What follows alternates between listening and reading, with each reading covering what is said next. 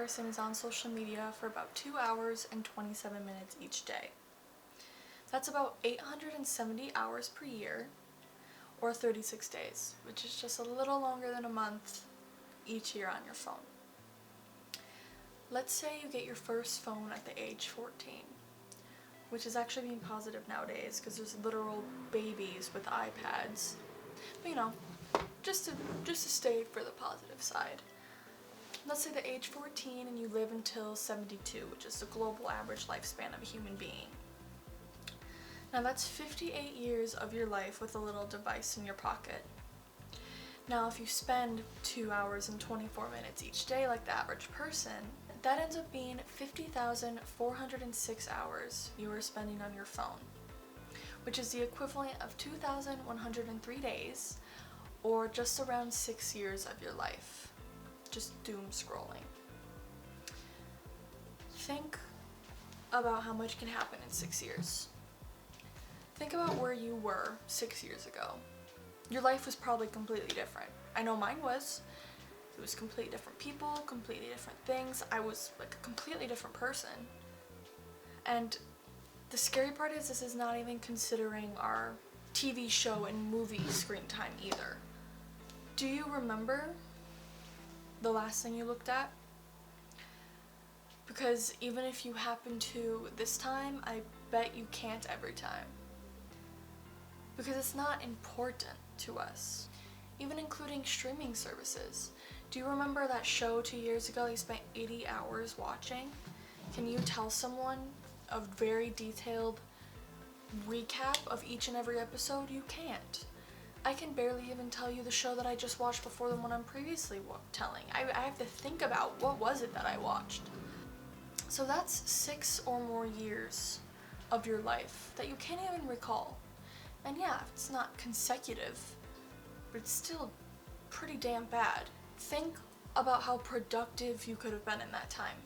If you knew you were about to die and someone said, I can give you 6 more years, what would you do with that time? Your first thought is not going to be, I'm going to scroll on TikTok for 6 years until I die. Because that seems absurd. 6 years. In that context, you're like, 6 years? You're not going to think of scrolling on TikTok for 6 years. Because that seems absurd. But that is the reality. That is how much time we are putting into our phones. If you were given that opportunity, you would likely do that one thing you regret not doing when you were younger. And you could have done if you just gave it the time of day and had some self-control. But unfortunately, that's not how the world works. But if you build that awareness now, you can make sure that you're not spending that much time on your phone. You're not wasting 6 years of your life. So put your phone down and do what your deathbed you would wish you did when you are younger, aka where you are right now. Don't be there, about to croak, asking where the time went. You damn well know where it went. You are in control. First and foremost, you must decide what is more meaningful.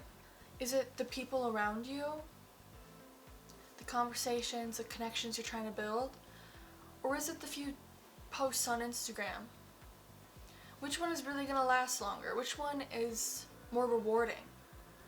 Because it's definitely not the latter. What is more meaningful? Being productive and working towards that goal or that hobby of yours?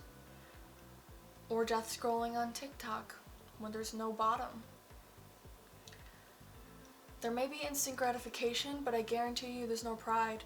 You're not going to go up to someone and say, I spent an hour of my day on TikTok. You are not going to feel proud saying that. It's different if you say, I learned that song on the guitar. I spent an hour practicing piano. I spent an hour today finally reading that book I've been wanting to pick up. Or I spent an hour journaling. I spent an hour learning how to cook. There's pride in that. You can feel proud of yourself. There is a reward.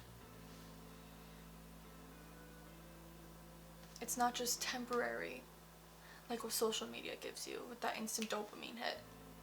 It's actually lasting. You're actually building something. You're actually growing. So, The first step is building awareness. Just think, do you have that urge to pick up your phone when nothing is going on? Because I definitely have been in that position before. There's literally been a time when nothing is going on, so I pick up my phone, but there's nothing on my phone, no notifications, nothing. So I just scroll on my home screen, looking at my apps, never opening an app, and then I put my phone down. Literally, waste of time, waste of energy. Why did I do that? Because I felt uncomfortable with the fact that nothing was going on around me, that I wanted some sort of stimulation. And what gives me that? My phone. And how do I know that? Because we feel it.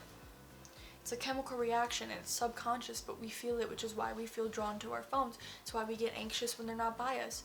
It's just something to lean on to give us that familiarity, that comfort that humans just want. So think, are you on your phone around family, friends, your loved ones, your partner? Are you on your phone when someone's trying to talk to you? And have you ever been in a position when you've been trying to talk to someone and they've been on their phone? Think about how shitty that made you feel. You wish they would just put it down and give you the time of day, because what could be more important than the human being that is breathing, heart beating, asking for your attention next to you? So build that awareness, build that empathy, and decide what is more important. Now, don't get me wrong. Media can be productive if you are using it for the right reasons, if you have the algorithm working for you, if you have that self-control, but the fact of the matter is most people do not. Like, even when I do use it productively, I tend to always get sucked in, and thankfully I'm getting better at pulling myself out, but it happens. It's normal. We're human. It happens. It's easier to do nothing than to do something. So it can be productive. And there's some great things too, like with marketing, if you're trying to build a business and all this kind of stuff, but you have to be able to distinguish and draw that boundary when it gets too far. So there are preventatives. There is screen time, there's time limits that you can set. Although those are so easy to bypass, you need to see if you're actually gonna listen to the time limits or not when it's like, hey, you've been on this app for too long. There's focus modes, so you can even change how your home screen looks, and certain apps won't show up if you're trying to be productive, so you won't even think about it. Out of mind, out of sight, out of mind. Notifications, if you don't get the notification, if it's not on your home screen, it's not even existent. Out of sight, out of mind. You can also have your phone turn black and white at a certain time, so at night you'll just feel less engaged with it. The colors won't be so like stimulating to your face or to your eyes or brain. But really, it's just having self-control and self-discipline. But it all starts again with that awareness. And I can lead you to water with this video, but I can't make you drink, so you have to decide, is it a problem? And are you going to do something about it? Or are you going to let it get so bad to where it starts to affect you so negatively that then you finally need to decide? You can prevent it from getting that bad. But you just need to make that decision now. As humans, especially nowadays, we just want that instant gratification. We want the dopamine hits when you open that app and get to scroll, and there's always something new to look at and consume. And we just want to be constantly stimulated with sounds, colors, movements. We have this urge to feel connected, and media can do that with comments when you get likes. It's just a bunch of dopamine is what it is. And so much so that people don't know how to sit in a room when there's nothing going on, when there's no music playing, when there's nothing to be distracted by, nothing to watch, which is why we want to pick up our phones. No one knows how to be in their head, and no one knows how to just think. People struggle dealing with the real world because they're so used to distracting themselves instead of coping. So when real shit actually happens, when they truly need to be responsible, some people just don't know what to do. Something I'm super passionate about is mental health. What I kind of wanted to focus on a little bit was the social media and mental health type deal. Now, I'm not talking about social media is bad for your mental health. There's a lot of studies on that. I don't really want to talk about that right now. But I want to talk about just the mental health community on social media. So I'm going to start off with the pros. People feel less alone and they have someone to relate to, which is always good. Like, if you are diagnosed with a disorder like anxiety, depression, ADHD, PTSD, whatever it may be. If you find that forum, that group, that have the same people that are going through the same thing, that can be really nice, especially if it's hard to find a group therapy in your area. You can go online, and it doesn't matter location, you have those people that you can relate to. Also, it's really good because it spreads awareness on mental health, and mental health is now being talked about more than ever. The stigmas are not so stigmatizing, if that works out, but they're just less powerful, they're less defining, people are being more accepted. And there's also forums and Facebook groups for those who have been professionally diagnosed, but the keyword there is professionally diagnosed, so I'll get into that later, but keep that in mind. So many people, more than ever, are self-diagnosing. Maybe there's a creator who was diagnosed and they're making awareness videos, and then a viewer self-identifies with them based on the information they are sharing. But what they don't realize is that information is limited. Being diagnosed is way more nuanced than that. You can relate to what someone else is going through, but it doesn't mean you have that disorder. For example, symptoms overlap throughout disorders. So they might have ADHD, and you might feel very similar to what they do, but you're not aware that ADHD symptoms overlap with anxiety. So maybe what you actually have is anxiety. And then that leads you to self-diagnosing. You're starting to believe that you have ADHD when truly you have anxiety. So one, you're not even getting the treatment that you need if you are seeking treatment. What people don't understand otherwise is not only with symptoms, or like what the symptoms are, but the symptoms have to persist for a certain period of time to where it's actually causing you to be unable to function in an area in your life. Social media does not follow the same diagnostic criteria that the DSM-5 does. And I don't think people realize how crucial this is. If you do believe you have this disorder, it's also very possible you might create this self-fulfilling prophecy and begin to learn more about the disorder you think you have, and then therefore you start to act more like it because you actually genuinely start to believe it, and you may end up getting medication that you don't need, which is, it's not beneficial to you. It may harm you in a certain way. I don't know, but so many medications are different and it like reacts with different people, but it's just a risk. And even when it comes to being professionally diagnosed, getting diagnosed by a doctor, they are able to diagnose and prescribe medication, but I always feel a little off-put by that. I would rather people get diagnosed by a mental health professional because they just get more extensive training on the brain and the disorders, not like doctors. Doctors don't get that same extensive training, and yet they're able to prescribe you SSRIs and medication for whatever disorder you may have. Something I want to make clear, there is a difference between emotion and disorder. And part of me kind of has this theory, I don't know if there's any merit to it, I didn't really look into it, maybe I should have, but part of me thinks younger generations have learned too well how to numb out their emotions by simply distracting themselves with social media and other forms of stimulation, that any normal negative emotion feels so overwhelming to them that they immediately think it is a disorder. But in reality, they just don't have the correct resilience or didn't learn the coping mechanisms growing up because they were just so sucked into this other world that's not reality because it's just media. It's not real. And something that's just been really bothering me is the fact that like these common mood disorders are kind of trending. People are romanticizing having anxiety or major depression disorder, and it's okay to have disorders. But what people need to realize, it's also okay to not. Don't try to fit in to a disorder when you really don't have it. You didn't talk to a professional, because you're just undermining those people who actually have been to professionals, who actually are trying to get help and get proper treatment. You are just taking away the seriousness of mental health. It's like the boy who cried wolf, right? Like people just start to listen to it less if everyone's claiming to have this thing when they don't have it, and then it just seems to be more prevalent, and then it becomes normal. it's just taking away from those people who are actually going through those experiences. Social media is not therapy. Unlicensed creators with minimal and probably uncredible research are super dangerous for this era or area of the media. They claim to know these signs or symptoms and treatments for common disorders, but it's literally just clickbait. And they are naming things that are so normal to a human population, not specific to the disorder, that everyone's like, yeah, I do have that. And people are reinforcing it and liking it and commenting because they relate to it. But what they don't realize is what the creator is saying is just complete and utter bullshit. Of course they're relating to it because it's a normal, universal human being thing.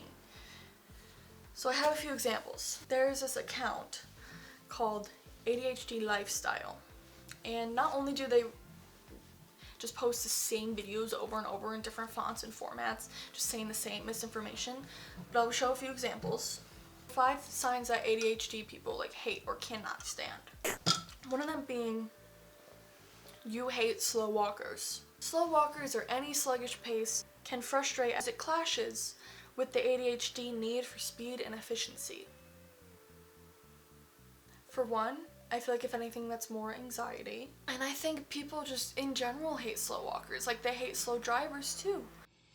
Editing Brooke here again. So since I recorded this video, I did do a little bit more research just to make sure that what I was saying was true.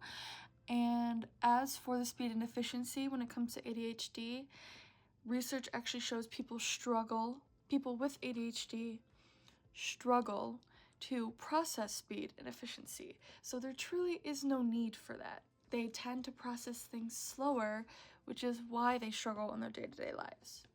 So this still adds up, even after the research. The unknown. The unknown can be particularly daunting, making planning and decision-making more stressful. Now the end part of that, true, could be making planning and decision-making more stressful. But the unknown is daunting to anyone. That is simply a human experience. It's human nature to be afraid of the unknown. Like, it's just a common fear. If you don't know what's happening in the future, it's scary. That's why it's so scary to go out of your comfort zone, because it's different. It's not what we're familiar with. We like to stay where we're comfortable, and the unknown is not comfortable. That is basic human nature. They don't like being called lazy. One, I don't think anyone likes being called lazy. And sure, with ADHD, it might negatively reinforce those thoughts where they feel like they can't get up and do something because they feel like they have so much to do, where they feel overwhelmed and there's just so much going out through their brain that they're like, no, I'm not lazy, there's other reasons, blah, blah, blah. But you don't have ADHD if you don't like being called lazy.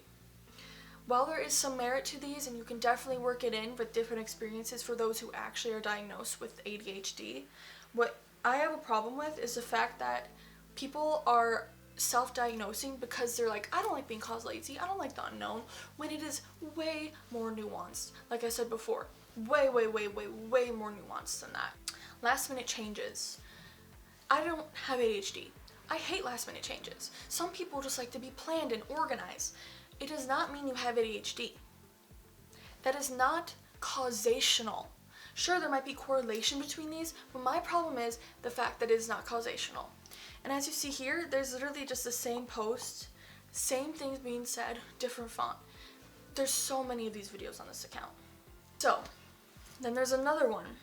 It says, not everyone can read this, and if you can read this, you have ADHD. Now, I can read this effortlessly. I'll prove it. If you can read this, you have a strange mind too. First of all, it's MNIA, it's supposed to be MNID. Still, I could do it. I couldn't believe that I could actually understand what I was reading, the phenomenal power of the human mind. According to research at Cambridge University, it doesn't matter in what order the letters in the word are, the only important thing is that the first and last letter be in the right place. The rest can be a total mess and you can still read it without a problem. This is because the human mind does not read every letter by itself, but the word as a whole. Amazing, huh? Yeah, and I always thought misspelling was important. I am so baffled by this because they're saying that you have ADHD if you can read this, but they also literally just said the psychology behind it. where a human mind can read a letter or a word if the first and letter are the same. So it has nothing to do with ADHD, it's just the power of the human mind. But they're like twisting it, which is something that all humans can do. Maybe if you have dyslexia, it might be a little more hard, but or some kind of learning disability, but otherwise that is pretty damn common among the human population. Disorders are not. And the comments are actually believing it too. I will show you, but some of them say I got ADHD and I read it. I'm quite shocked that I read this so fast.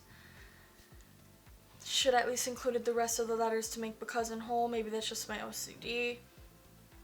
I hope you get my point. My case is rested. I'm done talking about the specific account, but that's just an example. I do have an interesting fact. Eating disorders do not exist in countries without television nor social media. This is because social media sets an unrealistic expectation of what beauty and what is acceptable. And when the average human doesn't meet them, they tend to just be really hard on themselves, and that's when disorders can form. As we all just want to be accepted and fit in, at least with the environmental aspect of it. Like, some disorders are definitely more like nature versus nurture, but still that nature can almost reinforce the nurture to actually trigger and rewire our brain in a way where it's like we can be affected by that disorder. And I just thought that's just a fact that proves that social media does truly affect us. Now, what can we do to do better? Leave your phone in the other room for dinner, for the evening with your family or loved one, and try not to compensate by watching more TV shows or movies. Actually do something that is more productive. You can do the focus modes and time limits as we talked before, but you need to be able to hold yourself accountable and just see what works for you. Something that helps me is I would always note how I felt after I had a death scroll session, and never did I feel good. It was always guilt, it was always disappointment in myself. Invest in a hobby and find joy in the little things, whether it be like candles or books or little like board games or video games, which can also be unproductive, but I feel like it can be more rewarding if that's a true hobby. Like, I really like playing video games, like beating that game you've always wanted to play. You don't want to consume your time, but a hobby's a hobby, you know? As long as you are happy and you feel good after. You can go outside and reconnect with nature or life. Like, I don't do it enough, but I love going outside at night and just sitting under the stars with a little bit of music and my own thoughts. Especially in summer. It's just so peaceful. And I almost feel like grounded. It's super grounding, being in nature. Definitely stop using your phone at least an hour before bed. I got into this routine where I read before bed, and it's just amazing. It makes me naturally tired. It's perfect. I put my phone away, and I just love it a lot. It's worked for me.